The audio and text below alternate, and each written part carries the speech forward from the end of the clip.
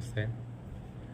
Ambati Rambabu 'OG' cinema గురించి మాట్లాడుతూ, 'Mirai' cinema చూశాను నేను. దానికి రేట్లు పెంచలేదు. 'డిప్యూటీ సీఎం' సినిమా అయితే రేట్లు పెంచేస్తారా అని అంటాడు. ఈ 'డిప్యూటీ సీఎం' సినిమా ఒక్కదానికే రేట్లు పెంచారా? పెద్ద హీరోలకి ఇంకెవరికి ఎప్పుడు పెంచలేదా? ఈ కళ్ళల్లో ఏమన్నా పెట్టుకొని ఉన్నావా?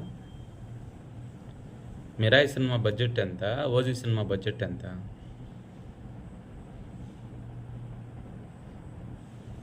కుక్కల్లాగా మీడియా ముందుకొచ్చి ఏం మాట్లాడతారో తెలీదు. అర్థం పర్థం ఉండదు. నీకొచ్చిన నష్టం ఏంది? నేను సినిమాకెళ్ళాలి. రూ. 1000 నా దగ్గర ఉంటే నేను బెనిఫిట్సో చూస్తా. లేదంటే తెల్లారే మామూలు రేటుకుంటది. 125కో, 150కో ఉంటది. చూస్తా. అది నా ఇష్టం. నేను కష్టపడిన సొమ్ము. నీ అబ్బ సొమ్ము మేము ఎవరికి ఇవ్వట్లేదు కదా! నీకొచ్చిన బాధేంది? నీకు ఆగలేకపోతే నువ్వు ఓర్చుకోలేకపోతే నువ్వు వెళ్ళి చూడు రూ. 1000 పెట్టి. లేదంటే మూసుకొని తెల్లారిపోయి చూడు. నువ్వెట్టా ఆగలేవు మాకు తెలుసు. ఫ్యాన్స్ కంటే ముందు నువ్వు ఉంటావు థియేటర్లో.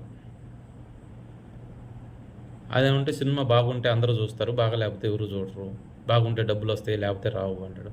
బాగా లేకపోతే వస్తాయో రావో. మొన్న హరిహర వీరమల్లు రిలీజ్ అయింది. ఆశించినంతవరకు డబ్బులు రాలేదు.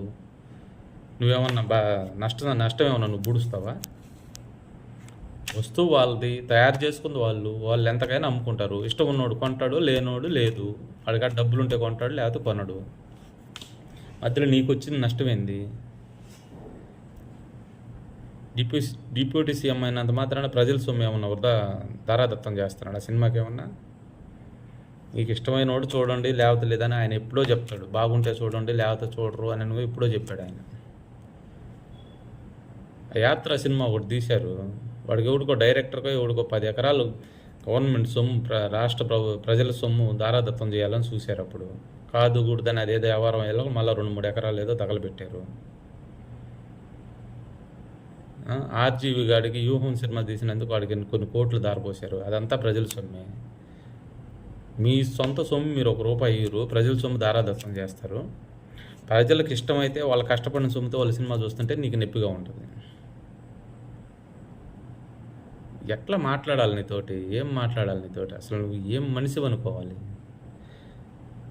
అర్థం పర్థం లేని మాటలు మాట్లాడకుండా మిమ్మల్ని నోరు మూపియాలంటే ఏం చేయాలి? ముందు మీ నాలుగు కోసేయాలి. అప్పుడైతేనే బాగుంటుంది. అప్పుడు నోరులు మూతపడతాయి, లేదా పడవు మీకు. ఏం మనిషివయ్యా నువ్వు? ఏం మనిషివని బతుకుతున్నావు నువ్వు?